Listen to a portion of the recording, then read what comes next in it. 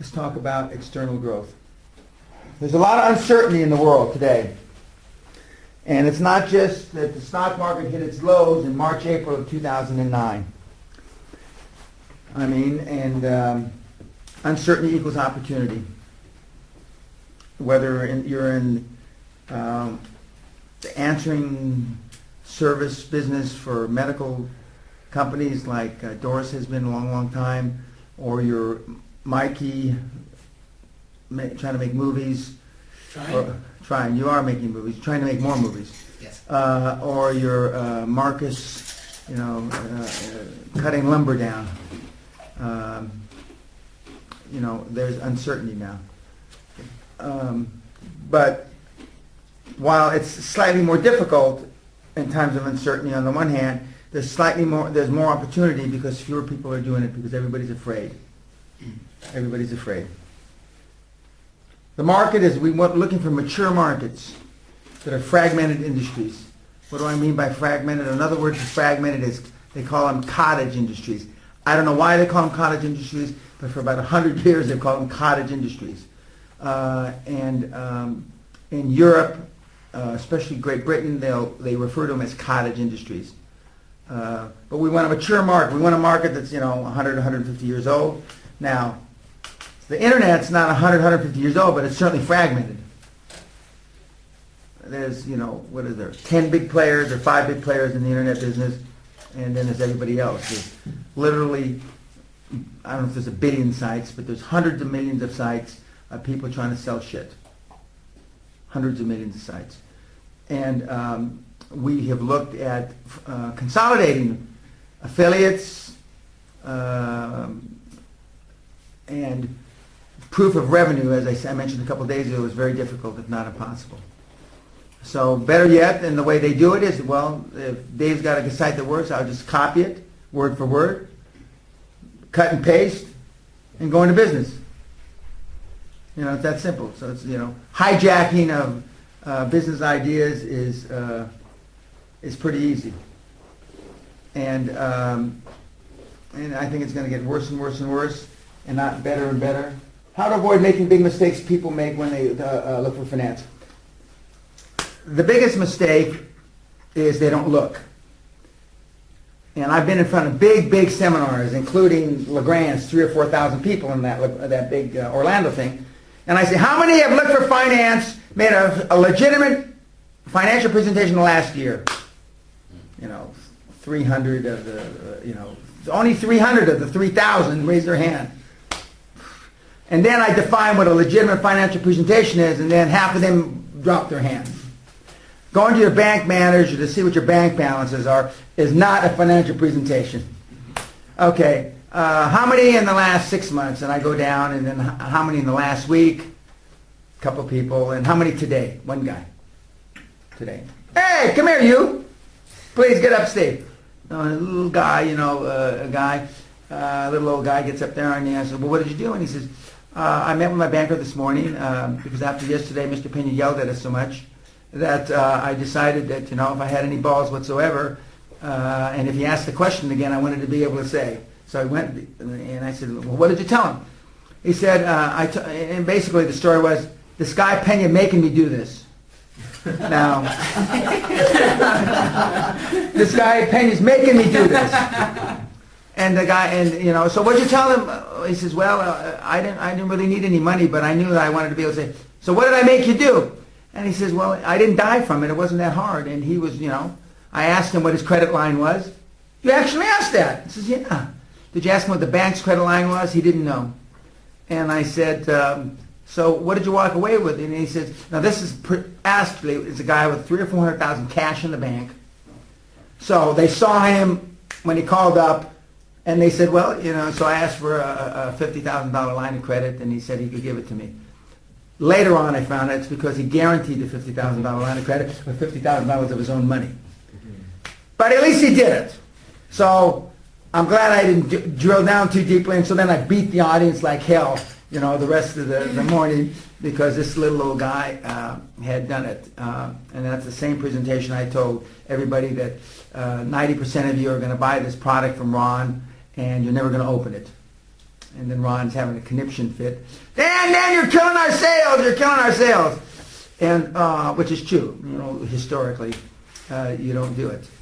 Okay. So the biggest mistakes is that you really don't look. Why you must be ready to go public. You should, and then we've already, I'm not going to beat this up, but you should act as if you, with audited financials, that you're going to go public, because those numbers are presented to financial institutions are a heck of a lot more credible. The last place you'd ever think of getting money, I told you, insurance companies. Insurance companies have huge bevies of cash, and now most of the major banks are owned by insurance companies. Why you must use other people's money? Because unless you're rich, or unless you started with $20 million like Donald Trump was given by his dad, you have no money. So if you got no money, I mean, you got to use somebody else's money. Now, Doris didn't believe this for 107 years that she's been in business, but now she's a convert, you know, but I mean, somebody else's money. Then, if push comes to shove and you really have the deal of a lifetime and you need to make a decision overnight, you can always use your own money. But you leave that powder last. You don't use it first. Now, fishing with nets instead of lines. Through life, most of you have fished, you've gone to the stream of life, and you put your finger in the water like this and pretended it was a hook, and expected some fucking fish to jump on it. Okay? Some of you actually got a string, still no hook, and you dropped the string in the water, and you expected the fish to jump on the string. Okay? Some of you actually put a hook on the goddamn thing. Okay? And some of you even put a little piece of bait. And then some of you put a treble hook, you know, with 3 hooks. Okay? I'm talking about you net off the fucking stream, and you drop a dynamite stick. You know? And you kill the fucking fish, and they float to the top, and they float down to the end of the net, and then you scarf them all up. That's the difference. Fishing with nets instead of fishing with lines.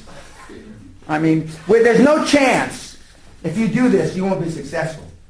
Now, you might mess up some of the fish, and you may not be able to mount them on the wall, and they won't look so pretty.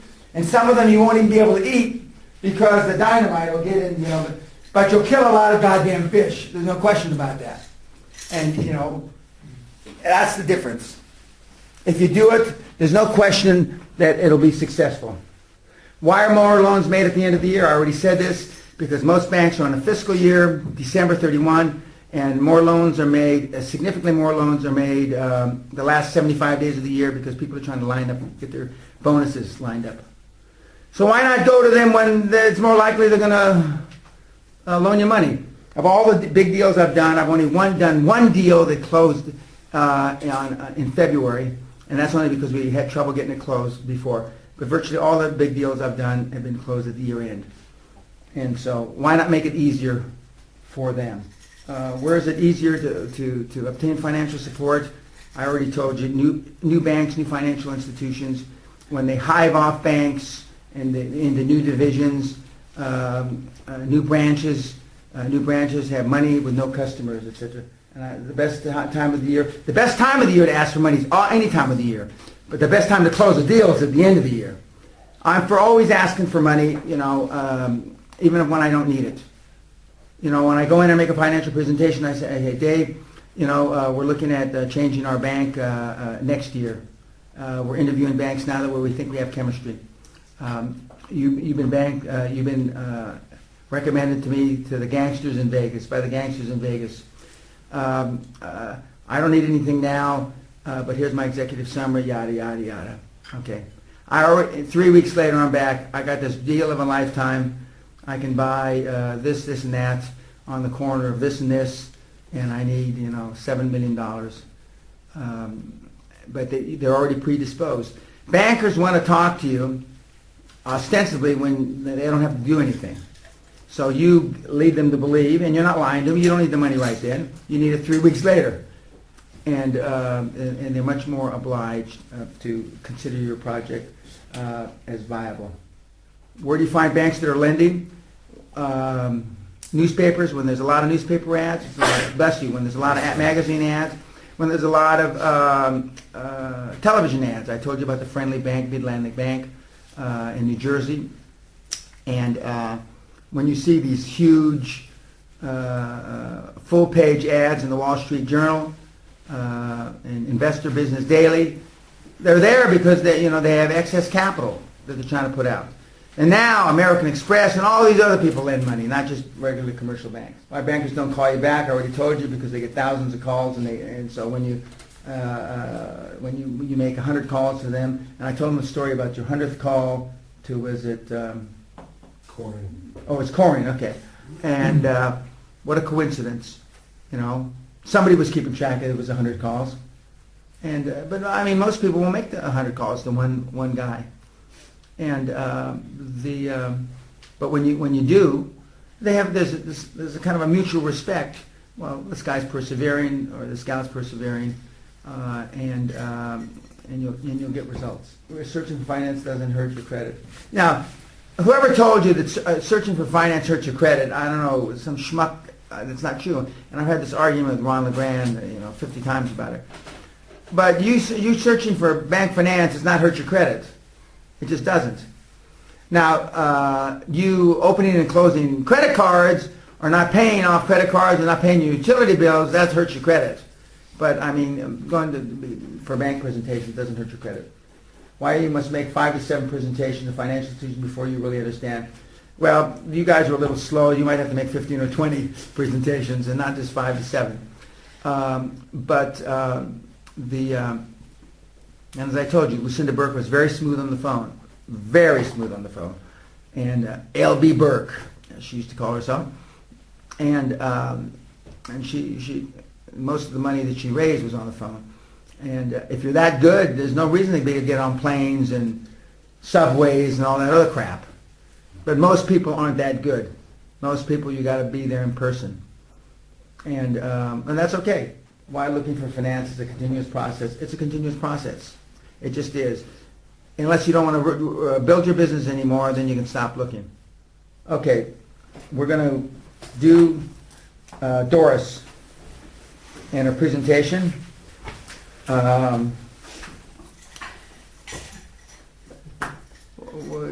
It's all right, honey. Just take it easy. Take it easy. Don't get all excited. And it reminds me of the story. We're up on the hill, and there's these 2 bulls up on the hill, and there's this 50, 60 mare cows down on the bottom of the hill in the valley.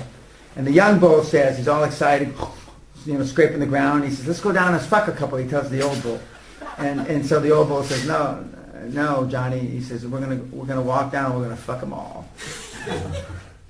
So now that you're all excited, we'll just relax a second. Okay, the setup is she wants a $5 million acquisition loan, and we all know she's been in the business since Christ, and literally she's been 38 years, so that's almost like Christ. And she's been successful. She's made a lot of money. In recent years, she's lost a bunch of money, but her operations, in spite of her, are still good and still shitting cash. She is going to make a presentation. Any volunteers? Who wants to be her banker? Bruce, why don't you be? Okay. Okay. You'll be talking to the banker that hasn't slept in 36 hours. Yeah. Are you going to stand up? Yes, please. Okay, Can I okay. use your whip? Yeah, okay. All right. All right, this is going to be my presentation. We're going to assume that I have all the graphs and everything on the boards, okay? I'm sure you've seen my executive summary and you've gone through it, but I'd like to point out a few points of some very important factors in that executive summary.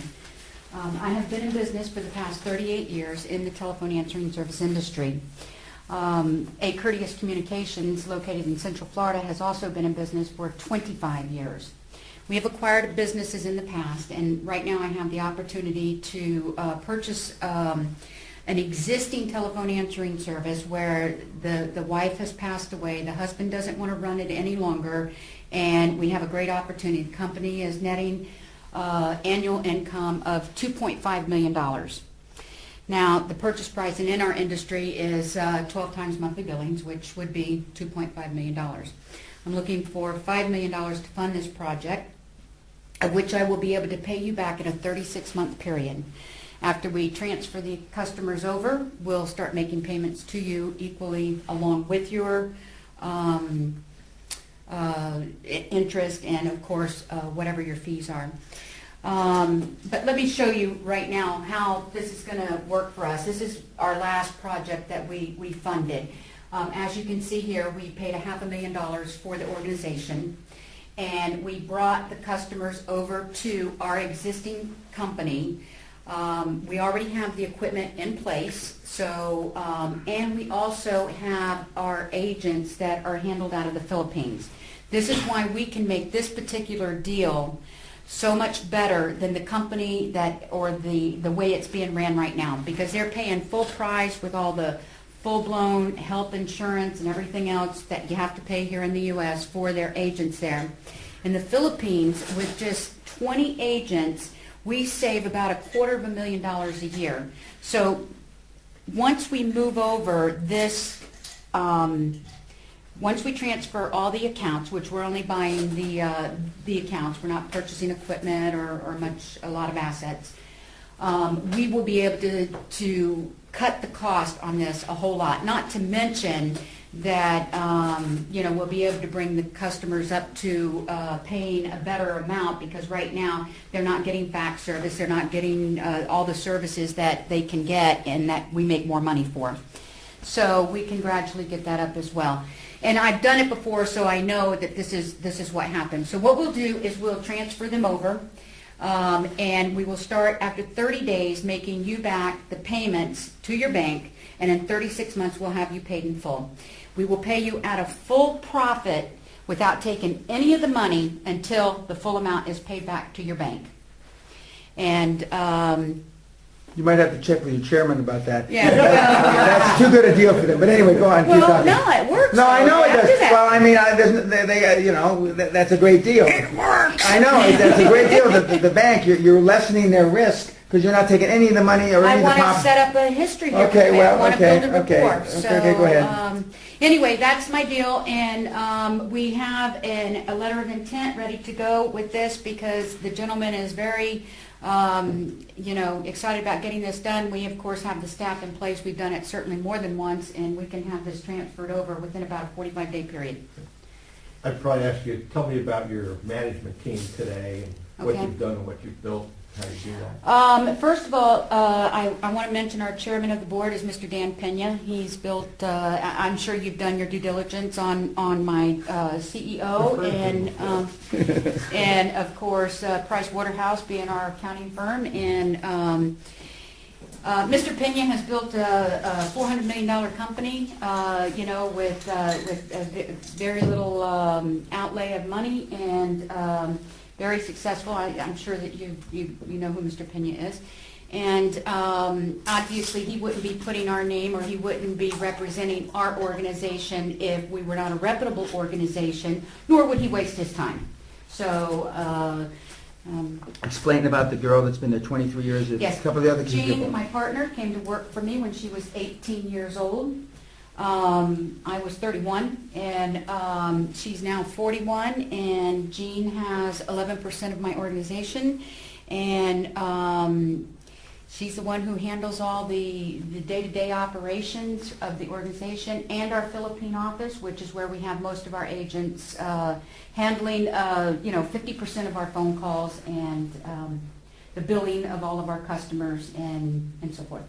And how many employees? How many employees from We five, have- 5 years, 10 years, 15 years have been, A lot, been with you that shows the stability of your workforce? Okay, our billing administrator has been with us for 23 years. We have supervisors, managers, and so forth been with us anywhere from 10 to 15 to even 20 years. Most of our management part of our organization is done out of Orlando, Florida.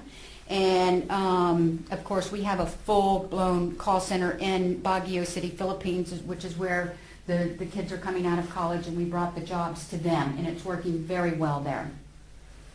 And as I said, with just 20 agents over there, we're saving about $250,000, which dollar saved, dollar made.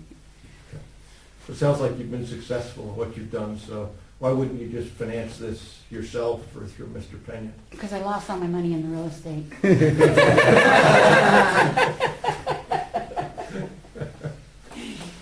That's one answer. No, yeah. Well, and the other let me answer- ask you a question, Mr. Whipple. Are you not interested in your bank making the fees or the interest? Because I don't want to use my money, that's why I'm coming to you. And probably as part of that, I think what you might want to, is that you don't want to do just one transaction. So you want a relationship, I think, with a bank that you can do this kind of deal over and over and over and over Right. again. And so that's a bigger picture that, Is that what you would, that's what Yeah, you're saying? it's a good answer. Yeah, Good answer. And for Mr. Peña, his time is more valuable than his money. yeah. yeah. Okay. Okay? Yeah. That's Another good. question? Okay. That's good. It's interesting, she pitched the 5 million proposition for the acquisition a hell of a lot better than she did the first one that you did. And that's what it is. And just imagine in the 6 or 7 presentations that we've given, and we're going to give a few more before tomorrow night, it's practice. And the more you practice it, the better you get. And I can't emphasize that enough. It's just like tennis, football, whatever. The more in football, the more times you kick the ball in the net, the more passing strokes you hit. More my backhand was my weak part of my game. The more backhands I hit down the line, the better I finally got at it. Until the backhand became my strong part of my game, which I would have bet $1 million jillion that could never happen because I used to run around my backhand all the time and didn't want to use it. And so I would also, how many acquisitions have you made? I'd say 5 or 6. Okay, well, I'd say, this is our 7th acquisition. That's good to know. Yeah, this is our 7th, potentially our 7th acquisition, and all the acquisitions were paid back, all were successful, no Usually problems. within 12 months. Okay,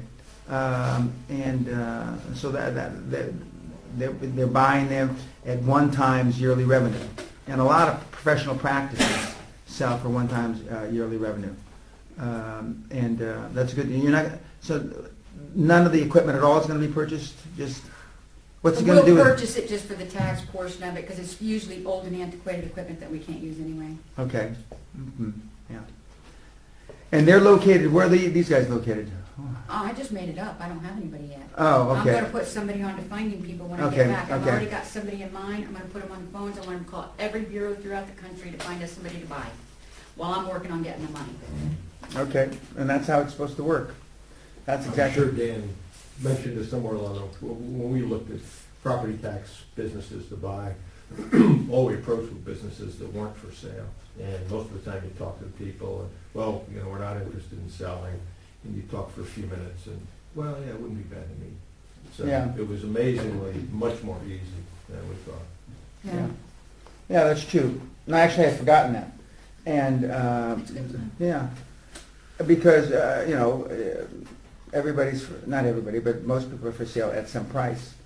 And in this market, people might be reticent or hesitant to say that they're for sale because they think they're going to get a lesser price because the market has gone down in various industries. Yeah, Benjamin. I've found that it also helps when approaching businesses that were not originally for sale, that you make it clear to them that you're not like some PE fund trying to flip the business. Yeah. Because a lot of times this company is their baby, and they don't want it to sell it and let Correct. it die. Good point. Let it be split and sold off. So when you sell them the dream on it that you want to consolidate or you want to build into something bigger, they get a lot more serious and like that a lot more. I used to be the one to go out and look at the bureau and, do the negotiation. Now I send Jeannie out there because she'll sit down and usually with whoever's running the business, whether it be, somebody that's been there for 50 years just answering the phones or whatever. And a lot of times in the small bureaus, that's the way it works. Or a husband-wife team, and the wife's been answering the phones forever or whatever. She sits down and talks to them. Well, I've been in the business for this time, and I have, they get to talking about family stuff and everything, and it makes it really sweet Sure. to get the deal finished up. You sit down and talk real with them. Yeah, absolutely. And another thing you don't want to be perceived as is a dreaded business broker. Right. The lowest form, one level below a goddamn used car salesman. And this dreaded business broker, because you know, and the business brokers who try to get fees from both ends and do all kinds of stuff, you know. And them signing a non-disclosure form is like wiping your ass. I mean, they're worthless. And so, plus no business broker's got any money if you try to sue them. You know, they're living from the back of their car in Reno. I mean, and they, you know, and if they get in trouble, then they move to Tonopah. And if they get in trouble, then they move to someplace in Wyoming in the middle of the desert. So, but that's a good idea that she's out there, you know, interfacing with. I don't have the patience anymore. Well, I really don't have the patience anymore either. Although I can get jacked up for a big presentation, but I can't get jacked up too much. In the old days, and Bruce knows this, I could give 10, 12 presentations a day, and I mean, get off the red eye, no sleep, prepare on the plane, get there, first presentation 8 o'clock, and bam, bam, bam, bam, bam, New York City, then fly to Boston or fly to Chicago, you know. But I don't have the desire anymore. But for a big deal, I can get hyped up, and I'm well prepared. I'm normally the most, except for when I'm with Whipple, I'm the most prepared guy in the room. And as long as the other guy that's the most prepared in the room is with me, I'm not too concerned. But I can't emphasize, and this is a good thing, you know, that we can share with Bruce and he can share with us. You know, Bruce was always prepared. And I used to tease him about being an engineer. And I told him I would be stunned if you didn't prepare for coming here. You did? Yeah, sure you did. Yeah, absolutely. And he knows this stuff cold. He doesn't know it quite as well as I do, but he knows it cold. And he's just here visiting. So, I mean, preparation. I mean, high performance people are always prepared. You know, and Sally, she's been busy and she'll be here for dinner tonight. I mean, when we were out doing deals for the Guthrie Group, and we still do the stuff for the Guthrie Group, I mean, she is always prepared. You know, it'll be 2 o'clock in the morning, and I'm getting ready, I finish my emails, and I'll see the light on in her office, and I go, what's wrong? He says, oh, you made that meeting early tomorrow morning, I gotta be ready. You know, and so I'll say, you want a glass of Chardonnay? You know, and so, you know, and the pros prepare. Now, but my recollection was Lucinda used to prepare. She was a smart girl. And but again, you don't have to be a rocket scientist. Bruce and I have seen, and Robert and I have seen some people that are, you know, as dumb as the people in this room. I mean, you know, you don't have to be a rocket scientist. You just don't have to. But what you do have to do is prepare. You have to prepare. And even though Mikey's method is loud and pushy and braggadocious, the thing that's going to make him from a okay presenter to a world-class presenter is, instead of just throwing those numbers out about those movies that you keep talking about, the horror movie and that comedy movie and 100 million and 2 million, and is to be able to, you know, point to some graphs and said, you know, if we follow that model, and one of the things that we need to do, is when you have those graphs, is people want to be able to relate your transaction with a transaction that's either on a chart or they know from the newspaper. Like I showed you that clipping from when Icahn took Trump's debt away from him for those casinos in New Jersey. I mean, visualize. They can see that. And in a real presentation, I'd have a PowerPoint presented, and in the old days, I'd have a flip chart presented. And you can do it very easily on the things like what are my little computer things? iPad. I mean, you can do that easily now. It's no big deal. I don't know how to put all the graphics together, but I know somebody who knows how to put all the graphics together. So I flip through it. And because, you know, you're talking about serious money with these guys and gals, and for the most part, they'll be prepared when you walk in. But what you don't want is for them to know more about your deal than you do. I mean, and some of these guys are going to know, and you're going to want to go to let's say a VC, if you were in the biotech, none of you guys are, but you come out of the biotech industry. The last thing you want is this prick across the table to know more about biotech than you. And they have scientists, VCs, that actually know about biotech. You know, and we were talking recently about a fertilization deal. The guy knew more about the deal than the guy selling the deal. Yeah. And that's not when, if you're the CEO or the chief operating officer or the founder, you better know about the deal.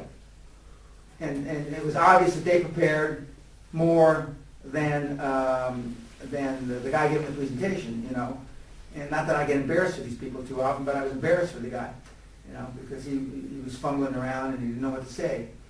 And so, I found that to be absolutely true. Like when we've been making presentations to PE funds, they would bring in an expert that's been in the business and done exactly what we were doing, and we brought the guy in to ask questions to us and make sure we had our act together.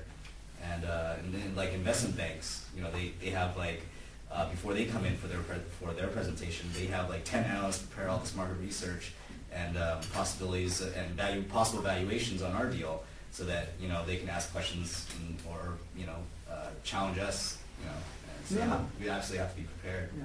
Yeah. Bruce, I brought up related the story with the time that you and I and Lucinda we saw Harvey Block, and Harvey said, yeah, we want the deal but not her. And as we walked across the street, she stumbled out and almost got run over by the car. It's funny, we laugh now, but I mean, both he and I felt for Lucinda.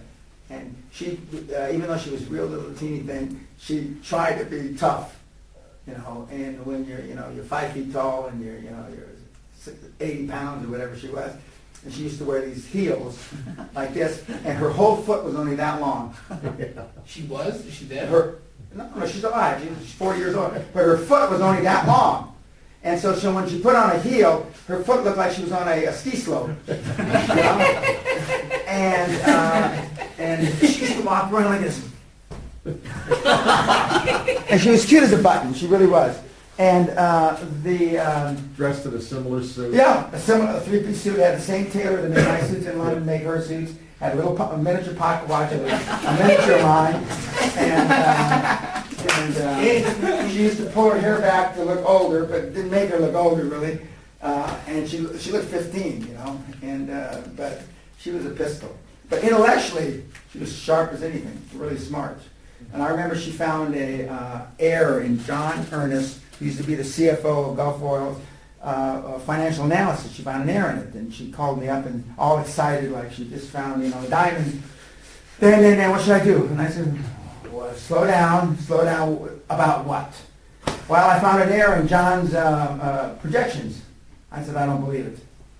And I just don't believe it. Fax it to me, because those are, she faxed it to me, I'm looking at the thing. I said, it certainly looks wrong. And I said, is this the whole thing? I said, have you viewed the whole thing from front to back? Yeah. He made a mistake, apparently in an assumption 8 or some crap. I said, call him up, She says, do you want to be on the conference call? I said, no, just call him up. So she called him, and she went through it, and he says, I'll call you back. And he called her back in an hour. She says, you're right. Listen, I made a mistake. And so she was all, because she was a pre-med biology, no MBA, no nothing. So she was all excited that she had caught the big-time finance guy in a mistake. But that's why big-time finance guys have junior finance guys, and those junior finance guys have junior finance guys going through all the numbers. So a thing like that would have never left to go any place with that kind of mistake in it. And I'm sure when John gave it to God rest his soul, because he's gone now, but he would have, it's an internal deal I'm sending, it's a big, why is she making a big deal about it? Because, she's not a finance person, and she found, a world-class finance guy made a mistake. But he's not the only world-class finance guy. Okay, if there's no questions, we're going to cut it short tonight. If there's any, I'm going to see with you. Okay, you want to get an hour or two sleep before we have dinner? You can. No, I don't need sleep, but wouldn't mind taking a shower. Okay, we'll get you to your room. You're in the ghost suite. Okay. And maybe one of the two ladies will come in. That's how he shows he loves you. Get friendly with you. And then the normal drill, we have dinner here tonight. We're going to have, cocktails and all that stuff. And if there's no other questions, tomorrow night we'll go through some more presentations. Bruce and I will go through, a couple presentations. And we'll get you guys tuned up so you're ready to go out there and hit the road. Okay, is anybody else other than Marcus want to see me tonight? What time is this meeting? It's 6. It's 5:30 right now. Okay, I'm going to see him now, and we're going to meet for cocktails 7:30. Afterwards or before? Oh no, I mean to see me. Yeah. Okay, after him tonight. Okay, because I'll. What time? He's 5:30. Let's see, I don't know, 45 minutes, 30 minutes before. After that, and so I'll probably since he's here tonight, I'll probably have more to drink. So. Let's hope. Oh yeah, let's hope. And you can tell the story about how I saved your life. Yeah, You tonight. did. Yes, indeed I did. Okay, thanks guys. Good night. Thank you. Financial follies. Don't take financing projections too seriously. And some of you guys, I've seen your financial projections, and it's a good thing I don't take them too seriously. That's on, right, Dan? Huh? That's on, right? Yeah, it's on. Yeah. A good rule of thumb instead is to assume that entrepreneurial companies always need more than they can ever be foreseen, if only because they are growing so rapidly. Be sure to plan ahead by constructing a flexible and expandable capital base. Almost every company that I've ever been involved in was undercapitalized when it started. Almost every. I've been involved in one or two exceptions to that. And one of the reasons, the main reason that you're always undercapitalized is because hope does spring eternal and your optimism is not realistic and you think revenues are going to be higher and expenses lower. And and normally it's just the opposite. Or you expect the managers to operate at a higher level than they do. And so they don't do it on purpose to make expenses higher. And they don't do it on purpose to not create enough revenue, but that's what happens. And that's why people that are brought in need to understand that they're not brought in to retire. They're brought in to create revenue. And I told you the story, and that another company that stole my name, Quantum, this time Quantum Telemarketing, we increased revenue 506 or 8% in 6 months. And and we increased or shortened our time frame for us to exit with a public offering, because we, under the plan, we thought we were going to increase revenue in 3 years, but we increased revenue in actually less than 6 months. 6 months, and so everything was accelerated. That's a good problem. That accelerate. Oh, we're doing much better. So and I certainly wanted out, because I was living down in Reading, England, and you've never been to Reading, but you don't want to go to Reading. It's like being from Pico Rivera in California. I mean, you don't want to be there. And I was living in a condo, and there's a place right next door called Slough, Slaugh. And there was a poem written during World War II. If all the bombs of the war fell on Slough, no one would care. Well, it's right next door to Slough. And so I wanted to get out of Reading quick. And so we were working 20 hours a day, and we got the company up to speed. But then again, in that particular case, the founding chairman, the largest shareholder, who was not qualified to be a CEO, bless you, decided. And this happens a lot, and you hear me tell the story a lot. You know, and normally, getting back again, normally the investment banks aren't honest with you, because they just want the fees, they just want the deal. But in all the agreements you sign with the underwriters, is their ability to throw you out. In all the agreements, it's to throw you out. And when you want to change your agreement, they give you all these bullshit reasons, these Goldman Sachs type reasons why the agreement should stay when it really doesn't. And that's why the investment bank and the relationship you have with the managing director or the managing partner of the investment bank is crucial. Okay, so if you shouldn't take, or if nobody takes your financial projection seriously, then how do you build a model that you're going to sell when everybody knows there's smoke and mirrors? Okay. Don't expect logic or simplicity in the capital structure that evolves out of your company.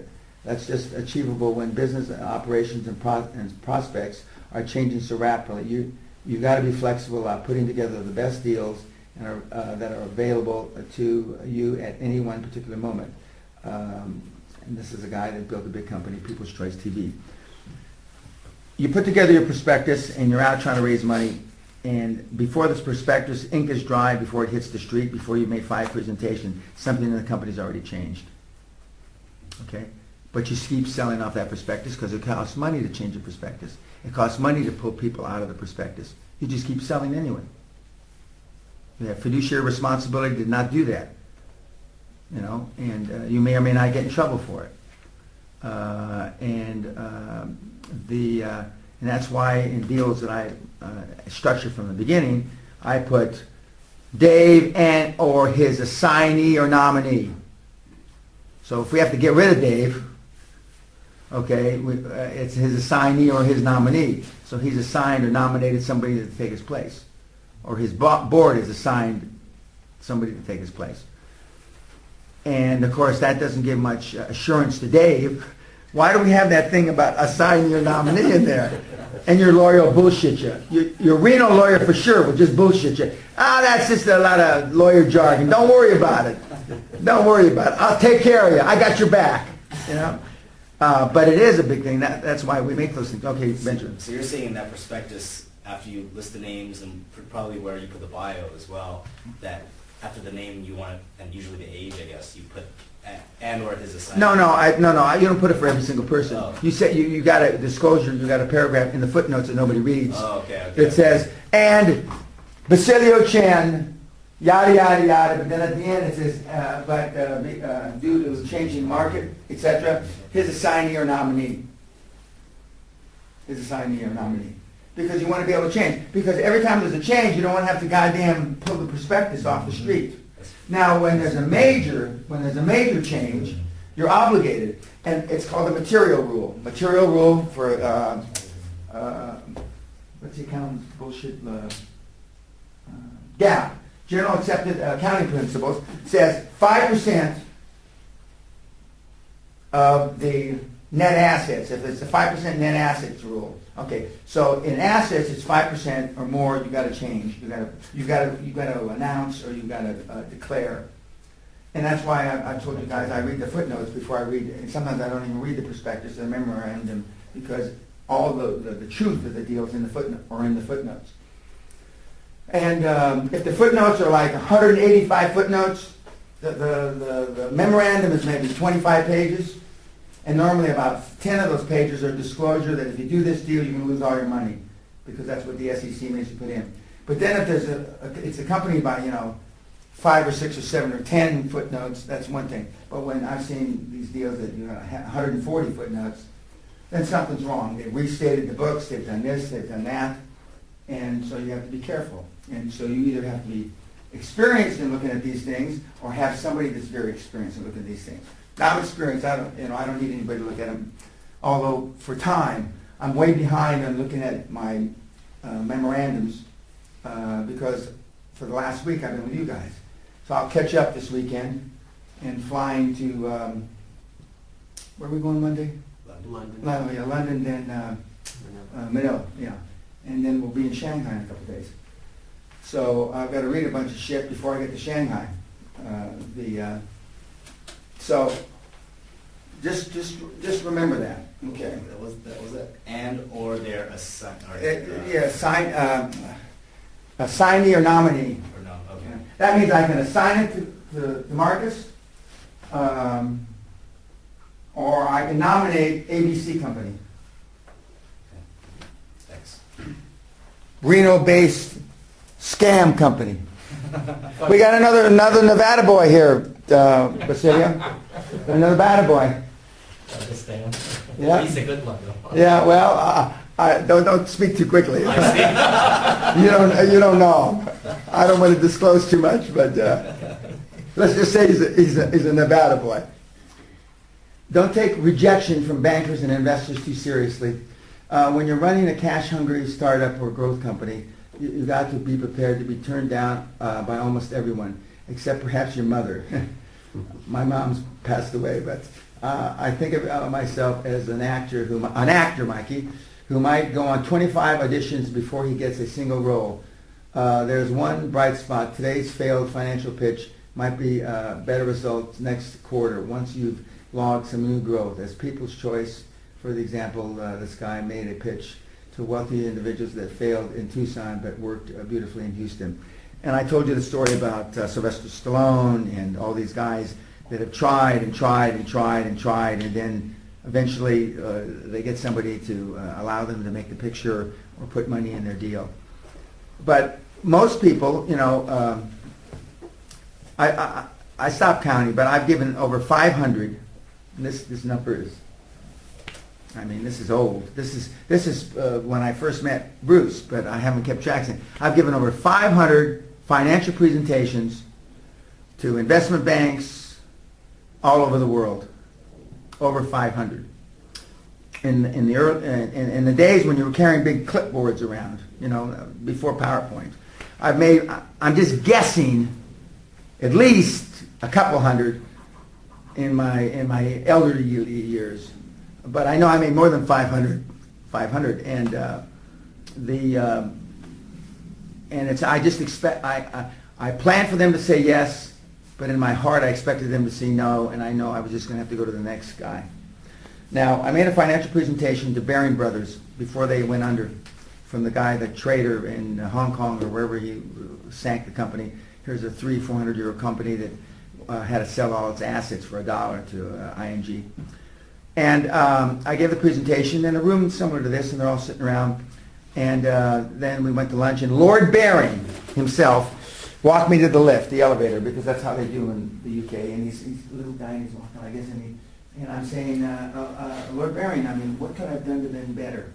You know, how could I have gotten more bang for my buck for you, so you could make the decision easier, give you enough information to make sure that you said yes. As I stepped into the elevator, and the doors are closing like this, he leaned forward, he says, Mr. Peña, all I do is learn to stutter. And the door closed. He was telling me I was too fucking slick. Learn to stutter, you know, learn to stammer. Because I had an answer. In those days, David asked me a question before he would even finish. I'd answer the question, and I'd go on to Benjamin's question. And because I knew my material cold, and plus I consider myself 3 times smarter than anybody I ever talked to, and so on. I was cocky, and I shouldn't have been, and I still raised money. So the next time, you always tell them it's not our intention. They always say, are you going to need more money in the foreseeable future, Dave? And Dave says, it's not our intention to raise any more money. It's our intention to build equity and value for the shareholder. Okay. That's slick. Okay? 3 months later, I'm back to Baring Brothers. 3 months later. 3 months later, and I'm in there, and they're all sitting around there. And Lord Baring's in there, and a guy named David Gunn, who's their chief investment officer. And David Gunn doesn't like me. Lord Baring likes me. David Gunn doesn't like me. Because I'm back in 3 months, and I'm not. And he said something to the effect, are you here to give us a shareholders review? Are you in a closed period? I mean, can you give us, we don't want to get inside information because then we can't trade in this stock. No, I'm not here for a review. I'm here for a presentation. You mean you need capital? I said, well, let me finish the presentation. Okay, so then I open my flip charts and do all this stuff. And I go, good morning. Thank you for taking the time to see me. And Lord Baring laughs and claps and says, we're going to take up our rights. That means we'll invest with you. He says, let's just have lunch. And so we got up and we went into the dining room. But yeah, I was too slick. I was real slick. I'm smarter now, and I don't come across that slick. But in those days, I'd be having lunch with you. I'd be having a 3:30 or 4 o'clock appointment with Warburg, and I'd be having a 6 o'clock appointment with Goldman Sachs. So I mean, I had to get through this shit because I wasn't sure they were going to say yes. You know, I acted as if they were going to say yes. Another time when Kuwait was being invaded by Iraq, and I told you the share price was plummeting because they were a big shareholder of ours. And so I'm giving a presentation to Fidelity. And in the middle of the presentation, one of the assistants of the butlers came into the big conference room and said, handed a piece of paper to one of the directors of Fidelity. And he said, no, he waved him off. And so about 5-6 minutes later, the guy came back in and he handed a paper to the guy and he said, excuse me, Mr. Peña, I hate to interrupt, but apparently someone needs to talk to you and it's urgent. And I thought, oh my God, my son, my dog, somebody's son bad. And I said, well, what is it? And so there's a piece of paper in that says, David Buchanan. David Buchanan was the chief investment officer of the Kuwaiti Investment Fund. They managed 175 billion pounds at the time. And they were shareholders of 29.9%. If they had owned more than 29.9, they had to make an offer for the whole company. I said, and so Kuwait must have lost the war, or something bad happened. So I picked up the phone. I said, yes, sir. He said, I just want you to know, we're going to invest, stop the offering, we'll take the entire amount. So I put down the phone, I walked back up, and I closed my chart up, didn't say anything, put it in this carrying case. And I said, the Kuwaiti investment office is taking up all the rights. I'm sorry, I can't say any more because then you'd be privy to inside information. And I walked out and I go, oh, thank God, as I'm going to the lift. And but I was given presentation after presentation and not knowing which one was going to say yes. And I had a pretty good close ratio. But during that period of time when the Kuwait was getting the shit kicked out of him by Saddam Hussein, this is before the U.S. entered the war, he invaded on August the 6th, Derek's birthday, and we didn't enter the war until January, mid-January. So for 4 months they were just decimating Kuwait, and our stock price dropped 85%. So, but I've been rejected by a lot of people as well. Not as many as most, because I've had the ability to sell upside very well. Upside, the blue sky as it's called. You know, nobody owns the blue sky, but I sure sold it enough. And and somebody on your team will be able to do that. And but at the same time, I was giving presentations. Charlie Soliday was giving presentations, our CFO. So we were given 3 to 5 times more presentations. If everybody had said yes, we'd have 10 times more money than we needed. And that's the position that you want to be. Because the real position you want to be is, let's say you all say yes. And I know Doris is a ball buster, and I know Dave's a ball buster, and they're going to want to be on the board, yada yada. Whereas Marcus, he's just a one-on-one kind of guy. He trusts me. Mike is a one-on-one guy. He trusts me, and Whipple does. And I don't know about Robert, so I'd rather have the shareholders I know than the shareholders I don't know. This is after I've already built a shareholders base. In the beginning, you want any shareholder that's honest, moral, and you think he got his money legally.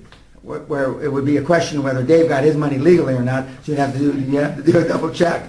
But I mean, that's the position you ultimately want to be in, where you're not having to take, Goldman Sachs a ball buster, J.P. Morgan's not as big a ball buster. Bear Stearns, of course, they're out of business now. They didn't used to be a ball buster. Maybe that's why they're out of business. I don't think so. So, but that's the position you want to put yourself in, where you can pick who's in the movie, who's not in the movie, as opposed to, help me make my movie. And as you get good at it, and you will get good at it. In the beginning, you won't be so good at it, but you'll get good at it. Okay. Now, I'm informed. I read through the emails this morning, your emails, and that you were hustling, pitching, trying to buy a company last night. Yeah. Okay. And and of course she's in a position, she can do that. I mean, because it's not 100% guaranteed, but it's almost 100% guaranteed she'll be able to finance because of her track record and all the other stuff that we've talked about, and because she's not on her knees. I mean, she's got money, And it's always easier to do that. I mean, when you got money, well, the banks want to give you money when you don't need it. And this will be a change in the model because the financial people that she's dealt with over all this long period of time know that she pays cash. Money talks, bullshit walks. She just puts cash on the table. And so she's going to change her model. And by using other people's money, she doesn't have to, tie up her capital. She doesn't have to go through the hassle of paying it off and then before she does another deal. I mean, we could do 3 or 4 deals at a time this way. I won't recommend that. I only recommend 1 or 2 deals at a time until we get the model going and so everybody knows what the fuck they're doing. You wanted to say something? I do. Dan, I also spoke with my banker last night because I was having them set up an appointment with her so that as soon as I got back, we could sit down and talk about this cross-collateralization on my building versus my 10% of what my income is. You mean in reference to your overdraft? Yes, Yeah, yes, okay, my yeah. line of credit is Line of right. credit. Yeah, line of credit. So I got her on the phone because I wanted to know what her lending capabilities were. I thought they got. What'd she say when you asked her? She said 0. Fuck! What? I said to her, I said, well, wait a minute, Kay. I said, listen, here's the problem. I said, we can set up an appointment. She goes, I said, well, you need to put me with the people that can give me, $500,000 to $1 million. And she goes, Doris, she said, it's all back office. She says, you can't go to lunch with anybody, and they can't do any more. She got very offended because we've known each other for 20 years, the whole 9 yards, and she's always taken care of me, and she got offended. She said, there's nobody going to do it any better for you than me. And I said, well, what does it take for you to give me the money then? She goes, I need this, and this. And I said, well, that my credit's fucked because I just did, all the short sales, almost $5 million worth of property I got rid of in short sales and getting rid of $2.8 million in debt that I had. And I said, I did this and ruined my credit to get these damn short sales done, Kay. So I said, that I've paid you, the bank, and everybody else on my credit report properly. She goes, Doris, she said, that's not the problem. She said, the feds, if you're going to take up $500,000 of our money, the feds is who dictates what that money is going to cost us based on your credit, based on your revenues, etc. So I didn't understand that. I just kind of let that Okay, roll. well, I can and explain that to her. Okay. But before I do that, does everybody know what a short sale is?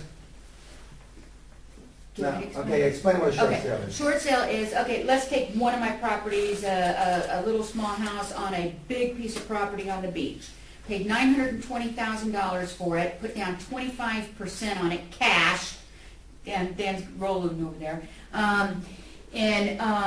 Basically did interest-only payments. I had about a 4.25% interest rate for 5 years. All that money is just gone. Not to mention all the managing of the property and everything, which was a lot. So now, the property was, we sold that property for, I think, if I remember, I sold somebody on that one was $550,000. So a short sale is basically selling the property. Now, I owed the bank $690,000. How many different loans? Just one on that one. Just one. On that one. And so there's a difference between $190,000 what's owed to the bank and what the property was worth. That's the short sale. I had a loss mitigator, and I interviewed with a lot of people to find the right people that could get this done for me. And we're selling that in my book that's going to come out in a couple of weeks here now. But anyway, the $190,000 was out of all the settlement, all the real estate fees are paid, and you have to have a realtor. Banks won't deal with anybody unless you have a realtor doing the short sales for you. And all the fees, everything is paid for. I just quit making my payments a year ago, got to keep all that money. I think the payment was $5,000 a month, so for a year I got to keep $60,000 because I quit making the payments and decided it's a short sale. So we had negotiated right down to what was put on my credit report, and it is on my credit report. I just got one big monster that I'm dealing with my home. But it's, we settled the whole thing, and it says on my credit report, settled for a lesser amount than owed, paid in full. So now my credit will repair. Unlike a foreclosure, somebody's going to buy that paper of 190 plus whatever their management fees, and they're going to be coming after that person for years to come in a foreclosure versus a short sale. It's done. So it's an alternative way of foreclosures. Okay, I already told you that I used to have the largest individual, non-conforming, residential, real estate loan in the United States about 20 years ago, for $7.7 or $7.9 million in my house in, Houston. And, and when we settled, I didn't have to pay for the house, but I had to pay for $100,000 in fees. And it was like a quasi short sale, except I didn't have to sell anything, because the bank was afraid that I was, I had already sued the bank, and the bank was afraid that I was gonna sue to mitigate the fact that they loaned me, the premise was they loaned me the money when they knew the Kuwaiti Investment Authority was gonna throw me out at the end of the war. They had already known that. So they shouldn't have loaned me actually they loaned me almost $9 million, because my wife wanted this was a house that was in Architectural Digest, the month I bought it, as one of the premier houses in the United States. And of course my wife needed $1 million to fix it up. So it wasn't quite up to snuff. So, but they knew I was gonna get tossed out. So they shouldn't have, I need a house, a $9 million house in Houston, like I need AIDS if I'm not gonna be running the company in Houston. Because I already had a couple $1 million penthouse that I was living in. So I went back to the bank, I said, you knew this, and so, but we did the equivalent of the same thing, and they took the house back, et cetera. I think I told you, because there's normally not $9 million defaults in commercial real estate, they thought that they'd only listed 900,000 on my credit report. But even with that, my credit report was still like 788, even with a $8 million loan in default. So and I don't know what my credit is now, because I haven't looked at it. I don't think anybody's asked for it in a long time. But to get back to answer your question, she said that to get $500,000, let me just repeat it to make sure I understand. To get $500,000, one, it's a central loan, because she's not making the loans, it's going back to the back office, right? She said, okay. That means it's a centralized loan facility. It's not an individual loan. That means she doesn't make, all she does is put it in the paper, make her best recommendation, and then a committee decides. Okay, that's not good. Okay, but the fact that she's got a good relationship for 20 years, that's one thing. Number two, she said that because of the bank situation today, that the bank would dictate, one, if they could do it, and two, what interest rate that would apply to the loan, correct? Well, yeah, that wasn't part of it. What she was saying is that because of my credit, the feds is the one that makes the decision based on my credit, income, and all the factors as to how much money the bank has to set aside in their reserves to fund this loan. Now, is this because of your current credit, or is she saying this is because of My all current loans? credit, because of what happened with the Okay, short sales. Okay, that's possible, I don't know. And an individual state, is this a state bank or It's a state bank, Florida. Okay. Florida state regulations are different than Nevada regulations, they're different than California regulations. So that may be a state that, remember I talked about the difference between intrastate and interstate. So that may be a state regulation. But I got a guy named Jose Alvarez in Tampa, who you know, and who's been around with me since Christ as well. And he was the CFO of IMH years ago. And I'll ask him, because he knows all that stuff. But I don't think she'd lie to you. But it may be also because the bank's in trouble. See, one of the things, and I forgot, I'm glad we brought this up. Remember how I used to say, are you in lending mode? I mean, what is this? Well, I also, part of that is, are you in any legal problems with the FDIC, et cetera, et cetera. So they may have gotten sounds like their portfolio got killed in the downturn, and there may be a bank regulator, in the bank monitoring all the loans. And if that's the case, then, which it sounds like it's the case, or there may be a state banking regulator monitoring all the loans. And that's all the more reason why you gotta go talk to other banks. Is this a Well, Bank of local America bank? is or- a U.S. bank. But I thought you said it was a state bank. No, SunTrust is, that's why I need The other to talk bank. to Bank of America. Okay, the other I bank. split my revenues between two banks, we do payroll out of one, and so we've got business with two banks, because I wanted a U.S. bank in case of catastrophe, whatever, and that's when I split my Yeah, well, banks. B of A is an international bank. Yeah, I think they'll be better to deal with, so that's what I'll do Yeah, next. yeah, but, and the bank's not gonna tell you that they're having regulation problems, regulatory problems. They'll never tell you that. And, but it sounds like that bank may have some Yeah. of its own regulatory problems. So is that who you were talking about, Bank of America or? No, SunTrust? SunTrust, which is a Florida Yeah, bank, yeah. yeah. Yeah. So I'm gonna go to Bank of America, is Yeah. kind of what I'm saying here now. And, Kind when- of. and when you start putting the heat in a professional way on these banks, they get affronted. Like Well, I'm she was saying. very offended Yeah, that I yeah. would even, And I say this, and I'm not short selling women executives, but women executives get more offended than guy executives. They just do. Yeah. You know, I've seen them cry. But I mean, men executives cry too. But I mean, the women bankers cry. You know, and one of my good friends who's not with Bank of America anymore. She was a senior VP. She was there. She ran the sixth biggest bank in the whole international system. And I remember we were having a drink one afternoon, and we were talking about crying, and she was explaining to me why bank managers can't answer phones and all this because of all the calls they get.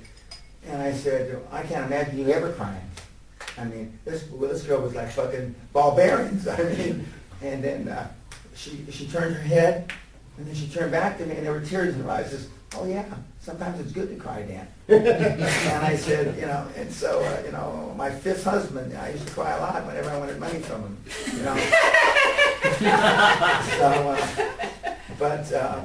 yeah, and short sales are hot in the United States now.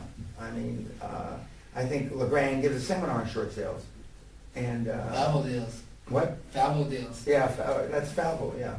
Falvo, one of my other mentees, who, I have to see the silver book yeah. in the back of his room. Yeah, that's right. Okay, so, but I'm glad that we brought that up because of the interstate bank, and banks have their own problems. Now, that's lesser the case in Europe. I mean, normally the banks, part of it, I believe it's because I think the banks are in regard better managed. And the European banks didn't get killed as much as the United States banks. Now, it's interesting. During the Great Depression, this is some minutia fact. I don't know, 10,000 banks went under during the Depression in America, or something like that. A lot of banks. Not one single bank went under in Canada. Not one single bank. Now, why is that? Well, one, the banking regulations are a lot tighter, and they're even tighter now than they were then. They didn't believe in leverage as a way of life, and they didn't get killed. And just like this last turmoil, they didn't get killed then either. They didn't have the boom. See, when you have the booming economies, you suffer the possibility of the booming busts. If you don't have the booming economies, and that's why people are worried about China, because of the booming economies, there's going to be some sort of bust. And even though the Chinese government have managed it very well, but eventually, they're worried that the Chinese are going to make a mistake, or they're going to run out of money, or et cetera, and they're not going to be able to continue to, buy their way out. But heretofore, they've done an excellent job. They've done as good a job, if not better, than anybody on the, on the planet, because nobody is managed. And when you look at the countries like Greece and Spain and this, and rioting in the street, and I asked you yesterday, the day before, do you think in the U.S. that they'd riot in the streets if they say everybody, the retirement age is going from 65 to 67? It's not that I don't care. I really don't care because I'm not there. I care because my kids are there. But I don't know what they're going to do. if they riot in the streets in the Philippines, they just shoot them down like dogs. So I mean, that's why I have 10 bodyguards. I mean, so I'm not too concerned about that. We're going to do one more role play. Any more questions about that or anything else about valuation or anything? Okay, we're going to do another role play. Does anybody else want to hone their skills on what we've done before, either on pitching a deal? One of the deals that was pitched was to Goldman Sachs, a fund. And pitching a fund isn't like pitching a bank. Okay, it's a financial institution, and Goldman Sachs certainly has sophisticated people on the fund side, but most of you will go back and pitch an individual bank, either an intra or interstate bank. Some of you will go back and pitch angels. Mikey's probably going to pitch angels to fund his next deal. How did the movie end? I went to sleep. How does the movie end? You have to watch it to find out. It's your movie. Okay, it's my movie. Okay, well, then send me a copy and I'll watch at the end It's of it. there for you. It's yours. Okay. But most people are going to deal with individual financial institutions. Now, Robert, who was one of the big customers, first big hitters on Google, had a relationship with one of the big banks in the world. And but like anything else, you're only as good as what have you done for me today?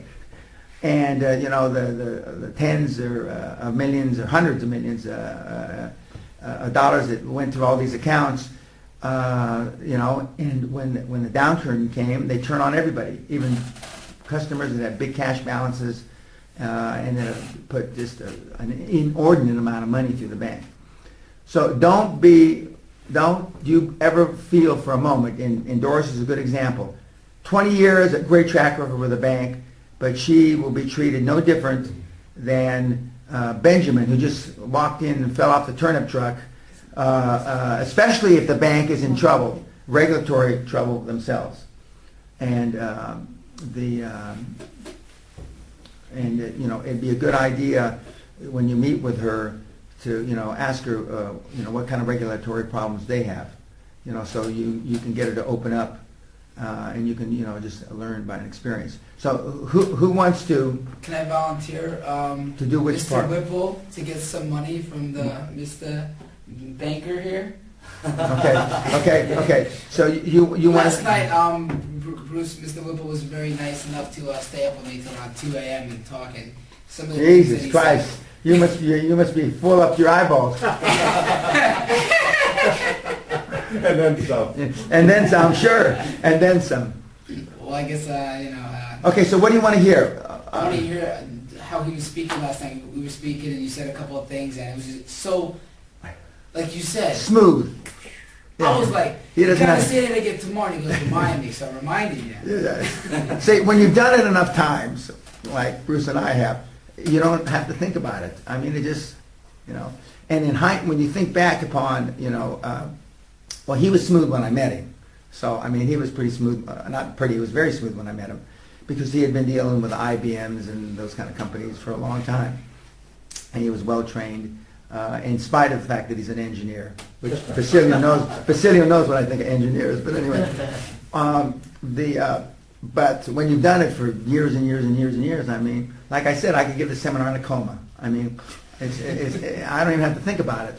And my challenge is, and I was talking to Sally last night, after you guys leave, because I have, 4,000 or 5,000 stories, story 800 would have been better than story 228, and I think about that, and so, and probably nobody more so than Robert and Sally in recent years have heard all the stories, but every once in a while I come up with a story that I forgot, and I say, my kids don't want to hear any of my stories.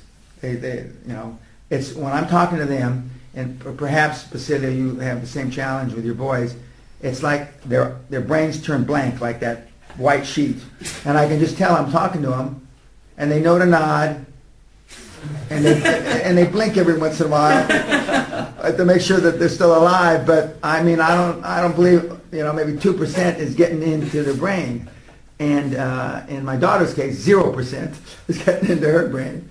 And and it used to really piss me off and frustrate me, but now it just frustrates me. It doesn't piss me off anymore. But I haven't gotten to that level yet. no. But and Kelly says, he says, Daddy, don't you ever get tired of telling me these things and knowing that I'm not going to do them and I'm not interested and I'm not listening really?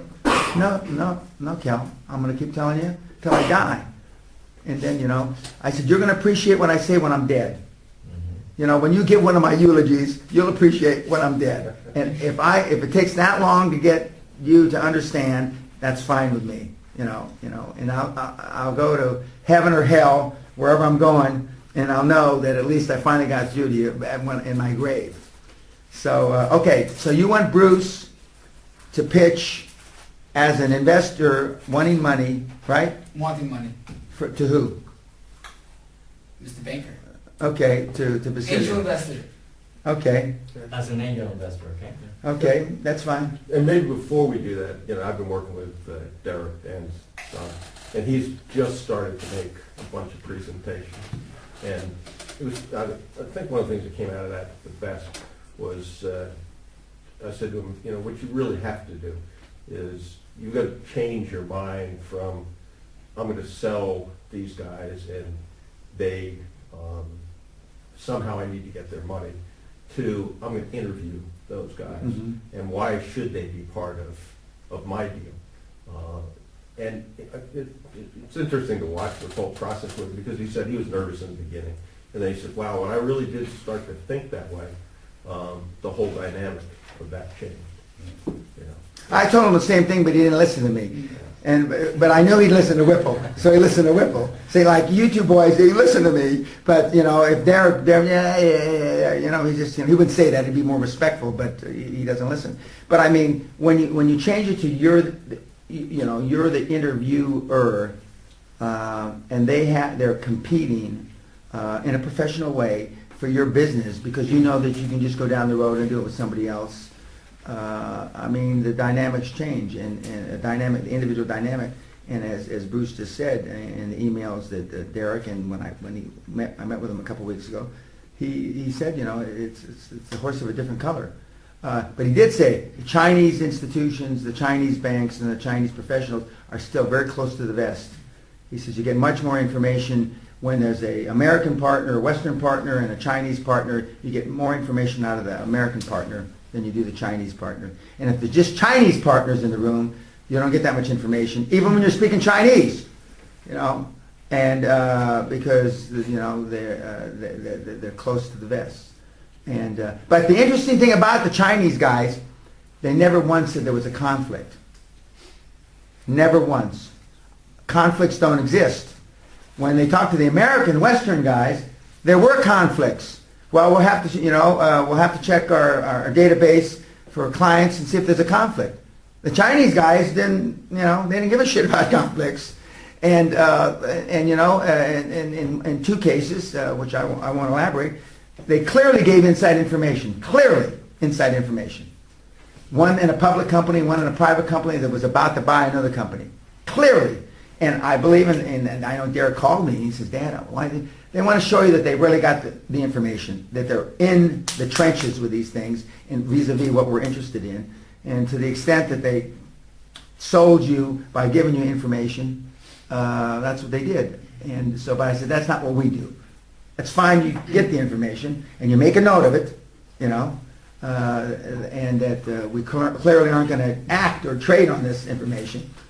And don't pretend like they didn't give you the information, because then if it ever comes out, did you hear that, Dave, or didn't you hear? And Dave says no, and there's 5 people in the room that say Dave said yes, but you go back to your email, memorandum for record, I heard it, I was shocked, I didn't comment, and I certainly wouldn't act on it, and I certainly wouldn't do anything with it. That was the Chinese firm's way of wanting to sell to make sure that you knew that we were there. But yeah, it's interesting to hear the comments back from Derek after he's talked to Bruce, and then Bruce and I compare notes. It's Yeah, I think the other thing is, whether it's a role play or whatever it is, some of the stuff we were talking about is that you want to do as much research on who it is you're pitching. I don't even remember who this was, but whoever was pitching this deal spent something like $50,000 for their presentation. They didn't know what the investment fund was interested in as far as the rate of return, and they put the presentation out, the guy opened it, looked at the rate of return, it was like, I don't know, 35%, where they wouldn't touch anything under 40, and he just closed it and said, we don't need to see anything. You're in the wrong room. This is not my deal. When you spoke to Mr. Peña's son, did you give him a specific objective to keep in mind if you were to lose focus or get off track Yeah, I a mean, little bit? some of the things we talked about last night was, why do you, if you're asked the question, why do you want money from me? To turn that around, maybe I don't want your money. We're working with 6 other people, and this process is to understand, what it is that you're gonna bring to the table other than capital, where it is we're gonna grow together, not a single deal. So yeah, it was, all those things were real helpful. I think the other thing is that, the one that comes to mind most is when we were pitching this coin-op deal, is that, it was a good deal, and, you go through a presentation, you tell people what a coin-operated laundry is and how the cash flow is. But then, most of the time, everybody's got a great idea. What separates that great idea is the management team's ability to execute it, that they've done it before. In this case, we had guys that had, in New York, built it, done it, knew how to run these things. So it's, it's not an idea, it's on a piece of paper. These are people who have done it. Now, have I ever did anything with a coin-op? No, never did. But you gain, just like Dan's talked about, I'm sure this week, the whole process of building a dream team. These people have done it, and then their success is your success. Just a segue off of what Bruce said a minute ago about not doing their homework and not knowing the guys wanted 40% IRR, and your deal only had 35%. Back about 15 years ago, Coca-Cola, this is just when Gutierrez, or whatever his name is, built Coca-Cola up from a small company to a very large company, and his own stock in Coca-Cola was almost $1 billion, and he was a Cuban guy, came over on a boat, and great story. So, but he said that one of the things in the last few years that when he was CEO there, they had the same PR firm for a long, long, long time. And they said, and as I said, you interview your accountants every 3 years, new lawyers, and so he said we're going to take in proposals from a new PR firm. So it got down to the finals, and there was really only one firm. They didn't tell the firm there was only one firm, but they were going to come in and make a presentation to the board. So they had the presentation books on. There was about 18 or 20 members of the Coca-Cola board at that time in Atlanta, and so they put the 18 or 20 pamphlets, leather bound, gold sealed. I mean, really nice. And everybody files into the room, and the chairman, Gutierrez or whatever his name was the last guy, chairman, CEO, to come into the room. And he goes around and shakes everybody's hand, and hi. And the PR guys are sitting at a separate little table. Hi, my name's Joey Gutierrez. I've been with Coca-Cola 800 years. Yada yada. I swam across from Cuba on my dad's back. Yada yada. And he gets over to the head of the table and he sits down and he looks around and says, "Everybody can please sit down." And he looks down at the table and looks at the presentation book. And he said, "Who's responsible for this book?" And everybody around the table, nobody says anything. And he said, "The meeting's over." And he turns around and walks out. The book, in Coca-Cola's colors, I think are gold, red, and white. Pepsi-Cola's colors are silver, red, and white. It was silver, red, and white, not gold. And the meeting was over. We won't be changing our PR firm. And none of the doofuses, none of the guys, the grunts, the fetchits like in the movie, young guys, nobody noticed. And they had been doing this like for 2 years. And it got to the end, that's it. And then he went around and some people got fired over it. And I mean, some people, no bonuses. You thought you were going to be senior VP next year? You're lucky you're going to stay as a VP. Just stay out of my sight until I retire. I mean, detail. And that's, you know, we talked to Derek about that. Detail. I mean, he runs through things, he thinks he's real smart. He is smart, and he goes through all this, but, you know, he overlooks some stuff, some little stuff. And the senior guys expect you to make sure you did all that stuff. So when it, you know, we've talked about that in some of the contracts, etc. And they missed it, and so that was it. And that was it. And so when he was the keynote speaker at the National Public Relations Association convention or whatever in New York City a year later, and he uses that as a story. And of course, the PR firm that did the fuck up was there, and their old PR firm was thank God, thanks, you know. But stuff like that happens. We had two like that. There's one was a presentation to FedEx that, I heard about it. yeah, that ultimately, it's a good presentation, but had to be overnighted. And somebody that really did want to overnight it with UPS, not FedEx, because they had a UPS account, they didn't have a FedEx account. But what we ever think. But I remember back in the property tax days, I was trying like heck to get Tom Moynihan, the pizza guy, Domino's Pizza, and finally got through his administrative assistant, finally got a chance to send a letter. And at the very tail end of the letter, I made a grammatical error. And so I followed up with the administrative, and she said, you know, he's not going to call you back. Is that this is as good as it gets in his mind. And if you made a mistake on the first, that's it. He doesn't want to talk to you. And I was pretty careful, but Yeah, he's more careful than I am. yeah. And But it was it. That was like, that was a go, no go. you know, and the big hitters. I mean, and that's why, you know, and I've commented. Most young kids can't write. I won't say they're illiterate, but they can't write. And even from the Harvard or Columbia, I mean, they can't write. I mean, somehow, somewhere, the ability to write a cogent, succinct thought has escaped the privileged young kids. And again, and for those of you that, you know, English is not your first language, I mean, and it's even harder to write. And but they don't give a shit. I mean, they look at it, you know, well, then they should have had the lawyer write it, or they should have had somebody else write it.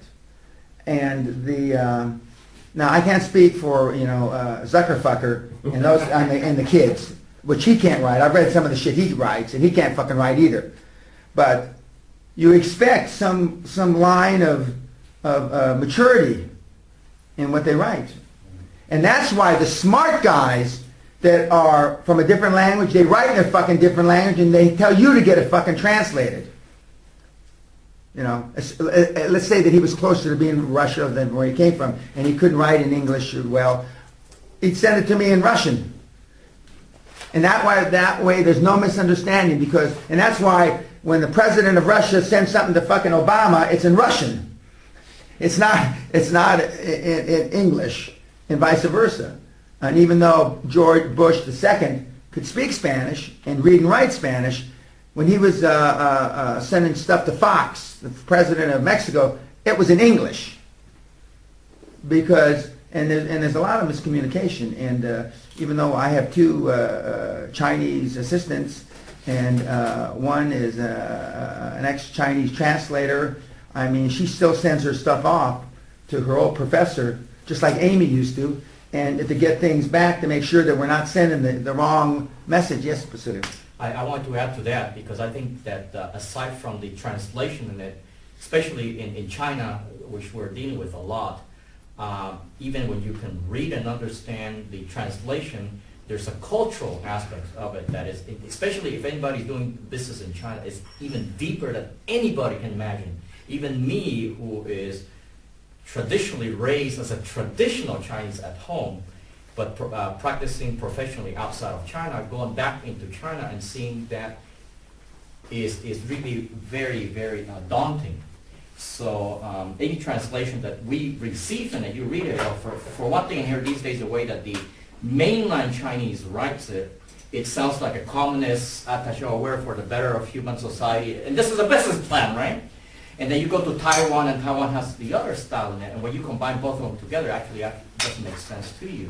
So when you're either taking their material and putting it into yours, or you're writing your material and putting it into theirs, it's actually very, so there's that cultural portion of it. Even if you could write it in it, you better give it to a local person here who will take your thoughts and say, well, no, this is an absolute wrong presentation. It may revamp the entire structure of the presentation based on their cultural context. I just want to share that. No, and that's true, and that's true whether, when I was dealing in the Middle East and in Yemen, especially, and Kuwait, although Kuwait, all the guys are Western, not all, but almost all are Western educated. But in Yemen, I mean, they owned electricity in 1968, and and they were still very much, old school. And so we had a Yemenite guy that was educated there and that had moved to England and learned how to speak English, but he was very good. Okay, we're going to break for tea, coffee, and we'll regroup in a few minutes. Kim, my assistant, came in and just told me that Sir James Casey, who I've talked about in here, Cunard Shipping Lines, you can have dinner with him on Monday. So we'll have dinner with him on Monday, see how he's doing.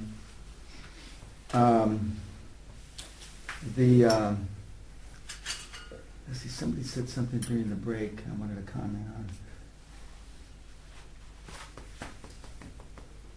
on. I can't recall. I was, that magazine in front of you, Bruce, Man Up, and it basically says that it tracks men from 1776, Washington, and Whipple, and those guys that signed the Declaration of Independence, to today, and Brad Pitt carrying his kids on his hip and going grocery shopping, and he says, what's happened to the men of the world? And that's why it says Man Up. Okay, we're going to have Bruce present to Basilio, an angel investor. It can do any deal that you... Well, it's been a long time, I'll go back to the coin op world, I guess. Dan, are we recording? Yeah, we're recording, yeah.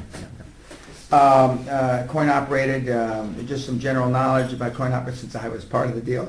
One guy owns most of between the northeastern United States from up there, Maine-ish, all the way down the eastern seaboard to the Carolinas, as I recall. It's a cash generative business because the coins, and the real lucrative places collect the coins once or twice a day, and the less lucrative ones collected, maybe once or twice a week. And that it's tough to ascertain what the real worth of them are, because you don't know how much of the coins they put in their pocket as opposed to how much of the coins they pay taxes on. And invariably they pay less taxes because they're not counting all the money. And we thought it was a great business. So go ahead. Yeah. So, and we did do this. We talked to a lot of angels, and what I tried to do earlier was find out personal way in. So if I was talking to Mr. Chen, I'd say that, I appreciate being able to talk to you today. I understand that Dan Peña, and that's how we ended up getting to meet each other. Obviously, Dan's track record. I probably, before this whole thing, I would have talked and understood what's important, and we don't need to do that. We talked about that last night, but what's important to him, what type of businesses has he invested in. So when we did that, we took a look for industries we wanted to consolidate. What we tried to find were mom and pops that had great cash flows, and the coin-operated laundry fits that exactly. It was 50,000 coin-operated laundries. There was no company that was able to put all those together under one roof. And one of the reasons for that is, which Van mentioned, was it's an all-cash business. So how can you buy 5 or 10 or 100 or 1,000 coin-operated laundries that are all cash and manage that? So part of what we did in that process was to look at how we bring financial controls of real companies and public companies back to an industry like that. And what we were able to do was find smart cards so that we could basically take all the cash out of those operations, put smart cards on those businesses so that people could have a smart card, put their cash on it, and all the financial transactions happen within the coin-operated laundries. And then a lot of what we did was, where do we find people that have done this and know how to manage more than one, or 10, or 50, or 100? So we ended up with our initial acquisitions of finding 2 operators that each had 10 stores. They've been in this business for 30 years. They've grown it. They know how to run the business, but they didn't know how to take it to the next level. And that's what we put together through this. And then, whatever the numbers are, that, there was a financial model we had that we put up, and we basically took, these are the current operations, and these are what the cash flows are, and then this assumes that we're gonna build X number per year, and these are what those projections are to do that. And at the end of that, we'll have cash flow of Y, and we'll be able to do an IPO and leverage that. So initially, what we need is the equity, which we'll couple with the debt, to be able to go buy the properties, buy the equipment, and then build these out as we go forward. And the other part of it that we talked about a lot about is that, as we said kind of earlier here, is that everybody's got great ideas, but it's a management team that executes it. And what we also wanted to do was build a team that had a long track record of success that could shortcut an awful lot of the problems that we've seen along the way. So that, that basically was kind of the pitch that was done. As many times as you could engage that audience, what's important to you when you make a presentation or listen to a presentation? What is it that you look for in businesses? And have that one-on-one back to the people that have done it. So, we talked a lot about this last night, but that basically was the initial pitch that was used, so. Okay, we're in the role model place, so we've heard a lot about Mr. Peña. You come very recommended on that basis, and here I'm not sure whether Mr. Peña have mentioned our particular investment methodology in here and style. We definitely different than many others that don't invest or don't understand the roll-up. We're very interested in roll-up, and obviously a 50,000 number in here and the fragmented numbers, that's what you're describing in here, sounds like a good setup in here. Have you started, where are you in the process of the investment right now? Do you have other investors invest with you? We do. What we initially did was, first we wanted to build a board of directors, which we've gone through. Then we wanted to find the operators that had initial acquisitions. So we've have 2 of those acquisitions. The operators that are in those acquisitions are going to stay on. As part of that, obviously, we've got the equity of those businesses. So yes, we've got the basis to build from, and are now looking to scale that up to larger numbers.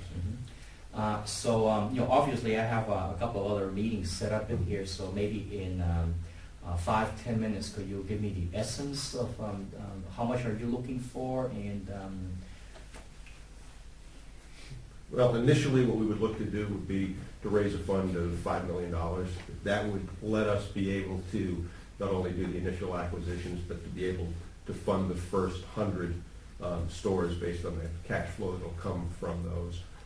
But this is a model that's very easily scalable, and certainly with 50,000 businesses out there, we're able to grow it as fast as we can, but at the same time, be able to manage that growth so that we protect the initial investment as well as an ongoing business which is successful enough that it warrants additional investment. Mm-hmm. And who is in your board, who is in your team at the moment? You met Mr. Peña. Mm-hmm. We also assembled, and this was real at the time, Walt Burdick, who was the senior VP of Human Resources, worked for 6 of the 7 chairmen, and At IBM. yeah, of IBM. The Hugh Carey, who was the former governor of New York State. And I think, as you look at board members like that, they're people that have already been successful.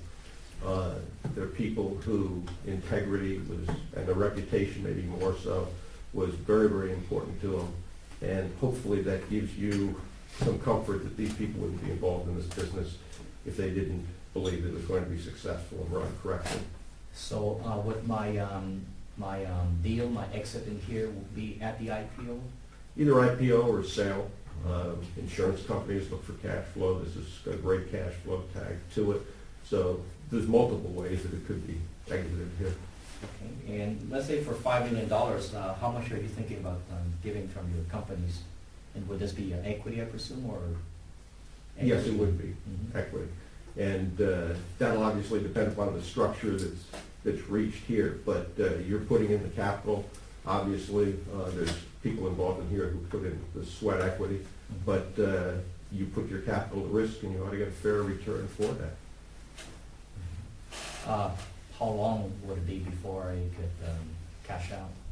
Probably 3 to 5 years. 3 to 5 years. Could happen sooner, could take longer. but- Right, and you have the paperwork, your projections, the plan, Yes. proposal, a PPM or something like that? Yeah, yeah. And what kind of a return do you think that I could expect from my investment I think you could see at least 45%, in 5 years? yeah, Per year. per year. Oh, per year? Right. Okay, that's nice. I think that those numbers are pretty much within our. So from the Coin Laundry, have you actually selected the particular, do you have a couple of acquisitions? What does your pipeline look like? We do. We have 2 that we both have under letter of intent. We're ready to execute those.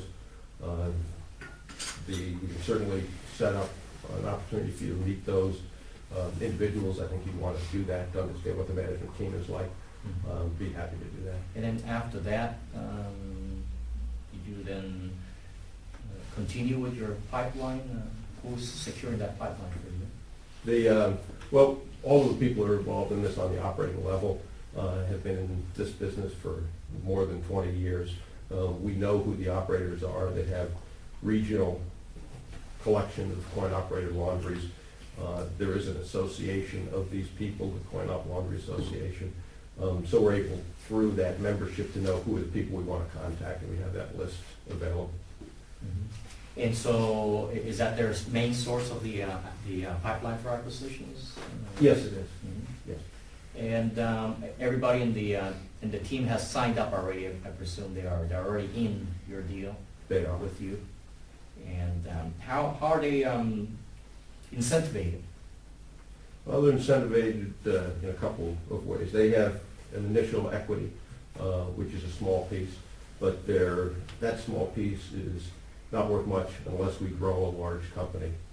So all of the people that are involved in this have an interest in growing it so that their percentages are obviously large. And I think the other thing here is that an awful lot of these people have already had success.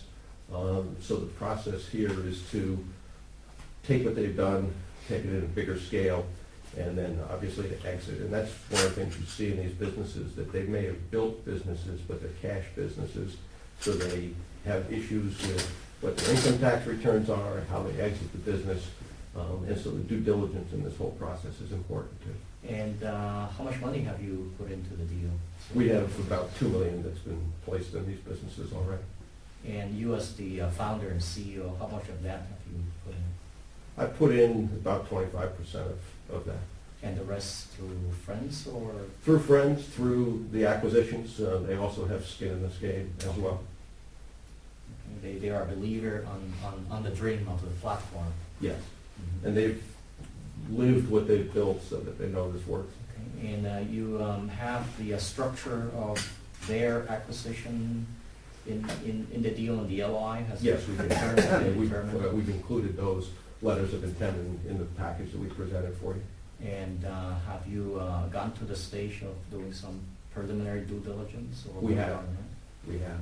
Do you have like a third party that has, from the accounting point of view or legal point of view, looking? We at do. We something? have one of the large accounting firms that obviously you would know that's been through these books, is comfortable with that, and we have those representations for you as well.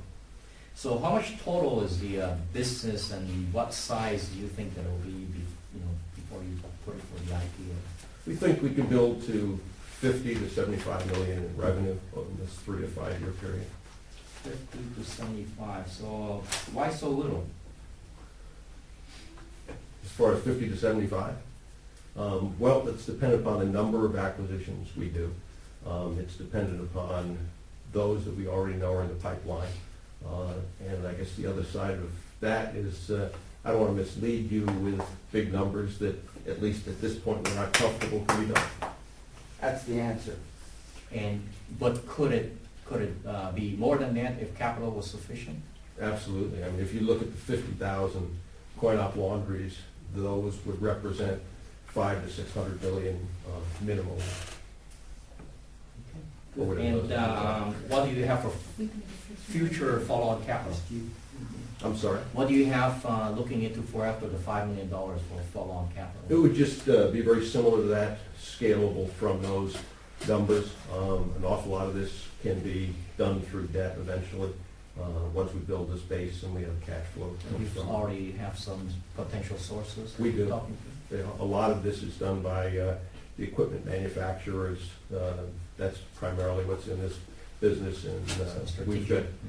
got positions in place as far as the financing with those manufacturers already. What percentage of that will represent out of the total needed capital? We can probably finance 60 to 75% of the investments through the debt side. Mhm. So therefore, the dilution, we could keep it more among ourselves, right? Correct. That's great. I think that, and the 5 million, how much have you raised so far out of the 5? Well, with what we've put in the initial acquisitions, we've got about 2.5 of that. But have you spent that 2 million, or is it, you still have that as capital, right? We have some of that as capital, some of it's been spent in acquisitions, and some will be taken out by the initial acquisition that we're doing here. So would $5 million put us, or put your company in a cash flow positive scenario already? Yes, it already is in the cash flow. It is already? Right. Very good. I think that I would be interested in taking a look at it. Okay. What kind of a time frame you want to close at 5 million? Well, both of these acquisitions are under letters of intent. The due diligence will be done within the next month, and we can close anytime after we're all comfortable with that. So I'd be interested in seeing what kind of a, if there's a follow-on deal in there, what kind of deal we could make among ourselves within the 5 million. Okay, well, let's sit down and talk after you've had a chance to review the proposal and are comfortable with that, and absolutely would like to do that. Okay. Thank you. Very good. And the point that he brought it more clearly than I did when Benjamin asked me how do you add value to the deal when you're pitching into, not diluted, is that if you've already got acquisitions in the game that have value, obviously then you're not coming from a zero base, and in that particular case, we had the 2 acquisitions that were going to be our initial acquisitions, so they had value. They already had value. And so we're not dealing from a zero base. So that value plus whatever sweat equity that we could have gotten will be the basis from which we value from a pre-funding valuation to a post-funding valuation. And because we have actual acquisitions in the deal that would close upon funding, then it's not just all projections. And let's say, and as I recall, these acquisitions were acquisitions that were on the low end $500,000 or $600,000 or $700,000, and on the high end $3 or $4 million, depending on the cash flow verification. And and as Bruce pointed out, it's better to under promise and over deliver, because as I recall, those numbers, even though we may have used 50 to 75 million, I mean we were looking at 300, 400, 500 million, 300, 400, 500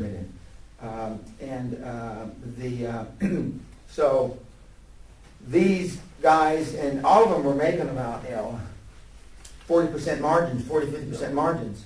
Or at least that's what they were showing. We expected the margins to be 60-70% when we added the money that was stealing back in. So it's easy to ramp up a valuation. You know, these are the two companies that we bought, and this is what we expect them to do in the next 36 months. And if we acquire 8 more companies with like cash flow, I mean, it's easy to get a valuation of 10 times that in our post money raising, because there's two simple valuations: it's the pre and post. So in any deal that you do, you want the best way is to have acquisitions that are part of the deal initially. The problem is to get much more than 2, because they always fall out of bed. Something goes wrong. This guy, his wife dies. He decides he needs more money. One guy all of a sudden has 3 more shareholders that he didn't tell us about, and they want a bigger chunk. And so it always, you know, not always, but it invariably goes sideways. And so you want to have 2 or 3 in your initial deal helps not only credibility-wise, but it also enhances the valuation pretty spectacularly. And that was pretty real, is that we didn't rehearse anything. No. Obviously. You know, one of the things that, in talking to Derek, was, you know, the more times, and Dan says this all the time, that you can practice what are problems and what your answer is. I mean, he tracked me pretty good with 50 to 75 million, why so small? Mm-hmm. So then you got to think on your feet, as okay, you know, I thought 50 to 75 million might be a number he was interested in, and it wasn't. So then what do? You know?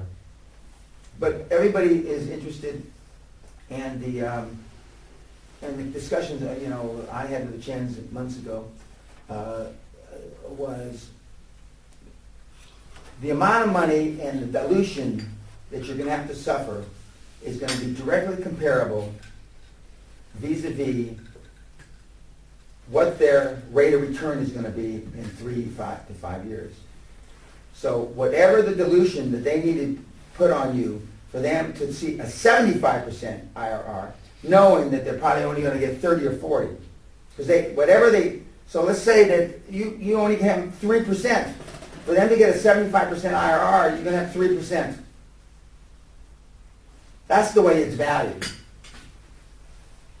It's whatever their IRR is, and they back into the number, how much of this pig do I have to own to get a 75% IRR? Knowing that I'm probably only going to get 40%. That's how they value them. And most of these deals, I mean, I won't say most, but a lot of the deals can't stand a 75% IRR, knowing that you're only going to get 40%. And that's why a lot of these VCs, private equity guys, won't look at a deal unless it's got 50% IRR. IRR? Internal rate of return. So that's how you really value your deals. It's a reverse engineered figure from how much of this do I have to take.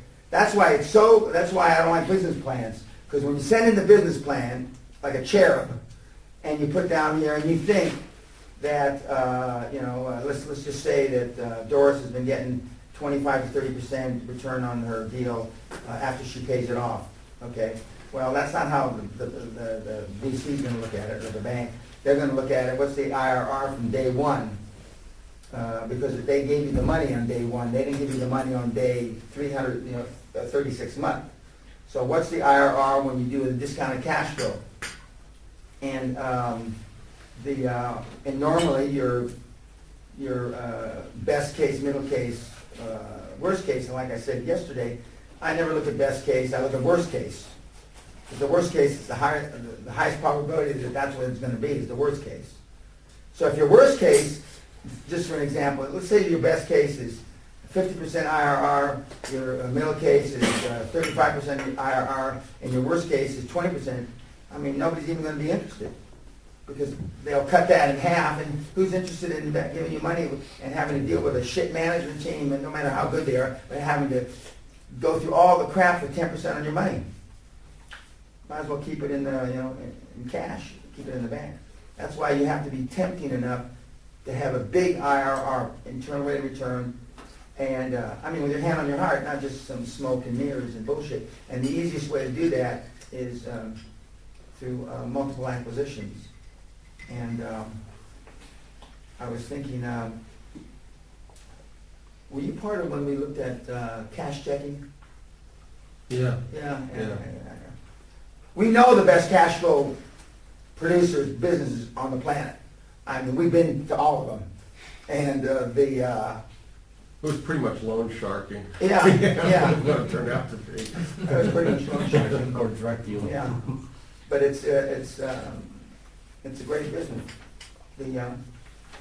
But I remember we probably had 12 or 13 or maybe more in the pipeline of guys, because there's really nobody to sell these things to in the coin-operated business. There's nobody to sell them to them, because the only people that understand the business are people that were in the business. And so if Mikey and Doris tell me that I'm stealing 40%, I'm in the business, and I'm stealing 41%, so I believe you. You get Mr. Goldman Sachs in, Mr. Columbia MBA, what do you mean you're putting all this money in your pocket? And they don't believe you.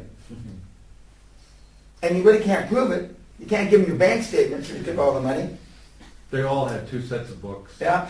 And the IRS finally got smart enough to be able to go back and say, well, we can look at the utility bills, and we can figure Right. out how much water That's they right. use, how That's much right. electricity they use, and what the average coin ops do. So they were able to kind of bust those guys up from a revenue and tax side of things.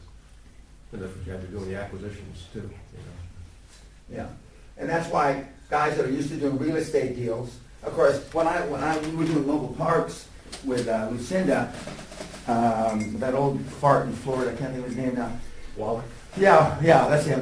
And he owned a bunch of mobile home parks, and what he'd do is for 6 months or 12 months before he wanted to sell one, he'd have all the revenue checks from one of his other mobile home parks. They'd pay rent into Park 1 from Park 3, and we'd look at the bank statements, this thing is shit's money, and Why does he want to sell this? yeah, and then we find out in the first month that we were collecting money ourselves, cash is down 65%. And we go, what? And we fly down to Florida and we try to figure out. And I remember one of the parks had a lake in it, and it was mostly 70 or 80% the snowbirds from Canada that come down there during the summer. And they had fish with 2 heads. All kinds of stuff, because it was on a toxic waste dump about 18 feet outside the property line. So we were going to sue the people that did the environmental report and all this. And I had a meeting with the people down there to explain to them, we got fish with 2 heads. Don't be going in the water. Didn't stop anybody. They still went in the water. They said, you're not down there during the summer, Dan. We got to go in the water.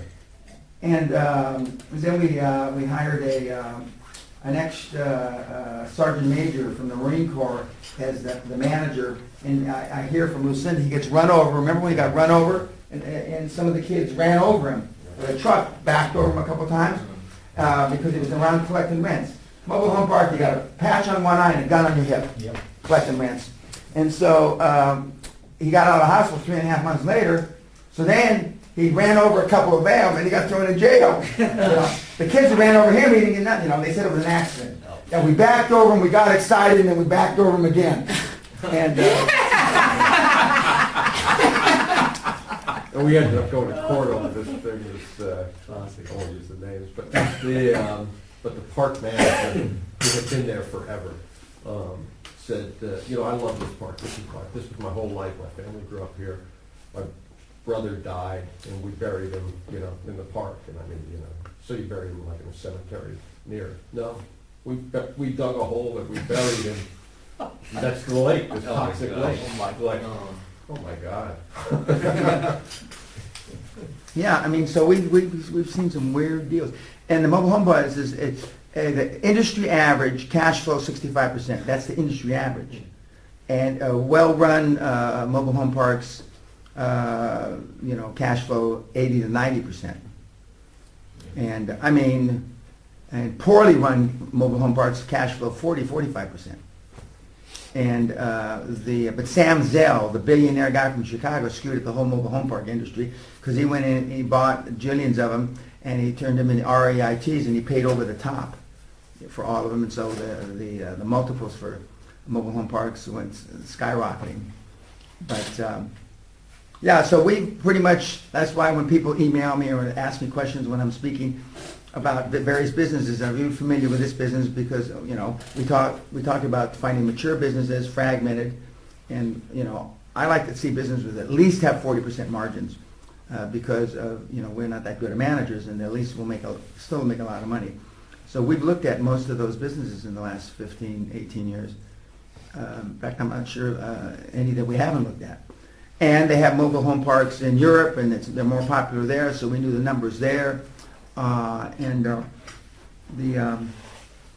it's getting, as Bruce said, an experienced team, and part of our experienced team, in addition to the board guys, were the two operators that knew the business, had been there 20, 25 years, that were part of the package because we were buying their businesses. And then they could look at these numbers and say, I know that thief. I mean, I know that guy. I mean, you know, he tried to sell me his business, you know, 3 years ago. Forget about it. This is a good guy. You know, how did you get to him? We won his business. And because they know. And that's why, you know, as I told you guys, you know, you have 4 or 5 companies. And a letter of intent in China is not the same as a letter of intent in New Jersey. Letter of intent in China is this. It means nothing. And Goldman Sachs knows that. Now, Henry Putz Company from Bohoken maybe doesn't know that, but you know, so Goldman Sachs isn't going to give you any value. And in the London Stock Exchange, now that they've been raped by the one Chinese company, understand, you know, so but ongoing businesses, and it's even better. And I know it's hard, but if you can integrate or show the integration plan that you're going to have of all these companies. And when people say, no, we're going to let everybody run their businesses, you know, we've had this discussion, Basilio, people don't believe that because, you know, you're going to buy their business and you're going to let them run it and you're going to have real no controls and you're going to give them an exit. There's a pay price to action. They're going to get an exit through public stock because they're giving up something. You know, you can't just let them run the business willy-nilly themselves. I mean, you just... and any sophisticated investor.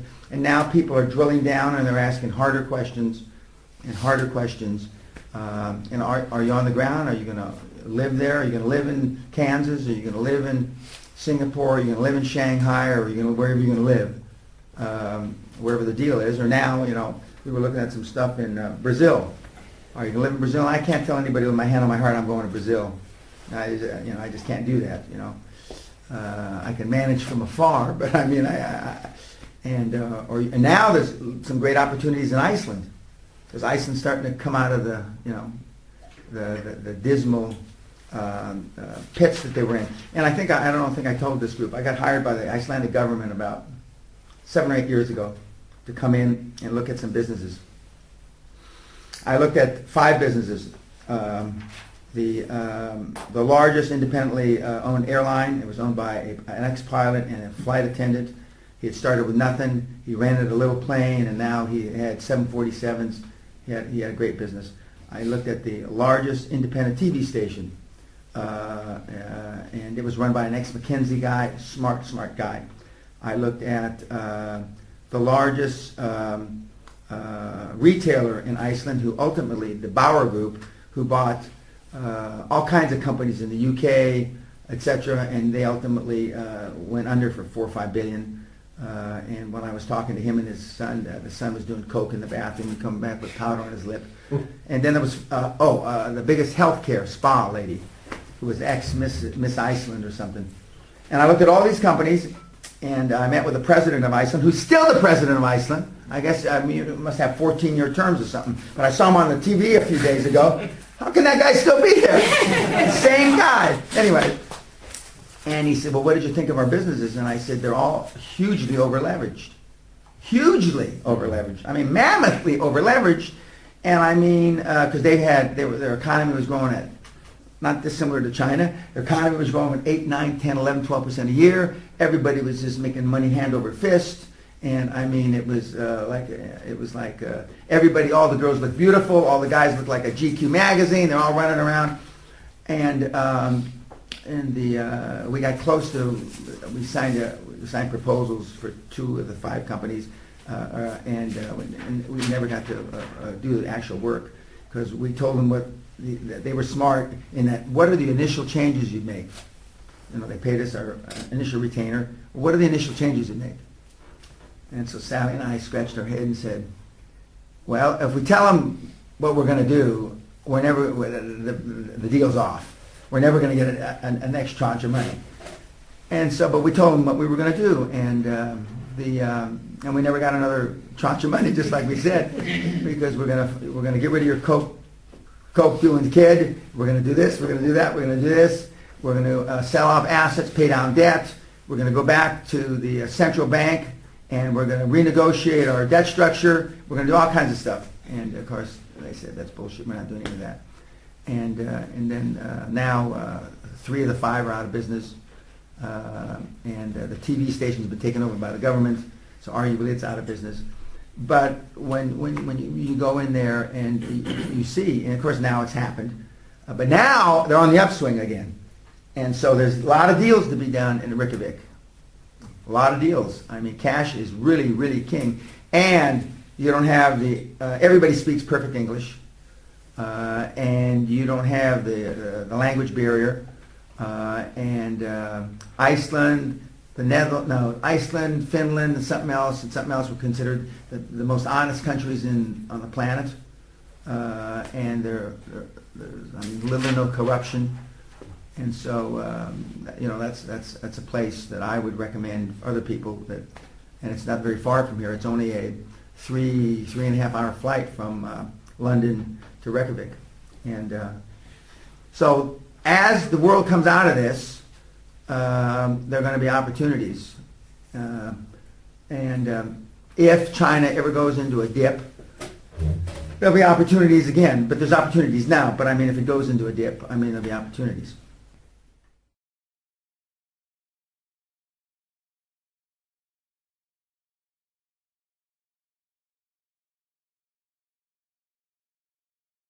And I will guarantee you,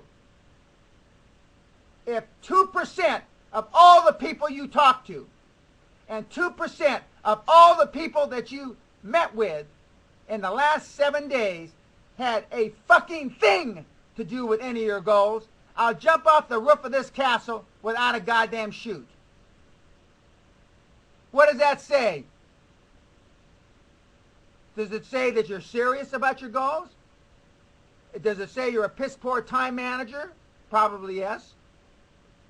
What does it say about you as an individual? It's time to suck up your pantyhose, ladies and gentlemen, boys and girls. And if you're serious about being successful, and if you're serious about being a high-performance person, then start doing something about it. Instead of just tuning into this webcast, which is free. If you're not serious, then don't tune in anymore. Fuck off. Burn my tapes. Burn my book. But if you are serious, and I hope you are, then do something about it. The year end's coming up quickly. So it's time for resolutions, aspirations, affirmations, and goals. Don't wait till Christmas like I always do, between Christmas and New Year's. Do something now. Okay? Thank you very much. I've enjoyed it. And to your quantum leap, God bless.